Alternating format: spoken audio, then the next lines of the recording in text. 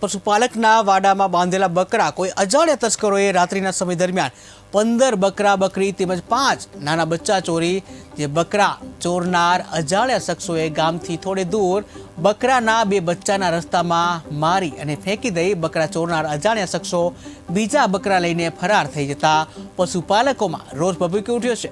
ત્યારે અજાણ્યા શખ્સોએ બકરા ચોરી જતા પશુપાલકે પોલીસને જાણ કરતા પોલીસ ઘટના સ્થળે પહોંચી અને તપાસ હાથ ધરી હતી।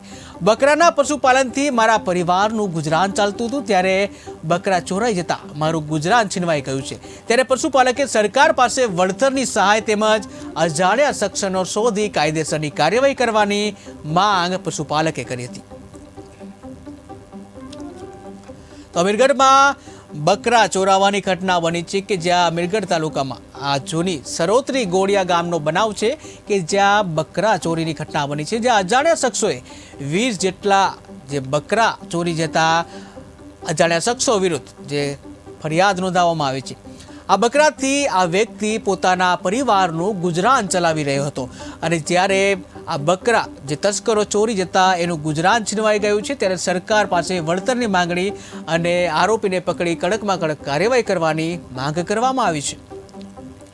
મારા કાકા શ્રી લસાજી કસનાજી રબારી તેઓ પશુપાલન તથા નાનો મોટો માલ રાખીને એમનું ગુજરાન ચલાવતા હતા। ગઈ રાત્રે તેમના વાડામાંથી અજાણ્યા ઈસમો કોઈ સમય થતો ગમે તે આ લોકોના 20 થી 25 જેટલા ચોરી બકરા લઈ ગયેલા છે અને 2 નાના બચ્ચા મારીને નાખી ગયેલા હત્યા કરવામાં આવી છે।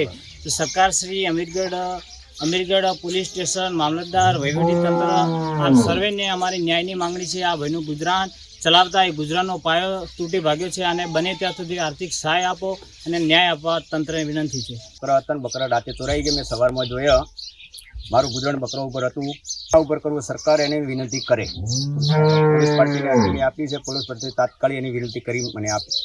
20 કાકા લસાભાઈ કૃષ્ણાજીના રાતે 30 બકરા હતા, તેમાંથી 5 નાના અને 15 મોટા એવા રાતે મોડી રાત્રે આવીને ચોરી કરેલ છે અને નાના બકરા 2 રસ્તામાં જ મારીને નાખ્યા છે અને તે હાઈવે જઈ અને ખાનગી વાહનમાં લઈ ગયા છે અને અમે અમીરગઢ તાલુકામાં પોલીસ અરજી કરેલ છે। અમને જેમ મળે એમ સાહેબને અમને નમ્ર વિનંતી કે તાત્કાલિક અમને ચોર પકડી આપે એવી મારી વિનંતી।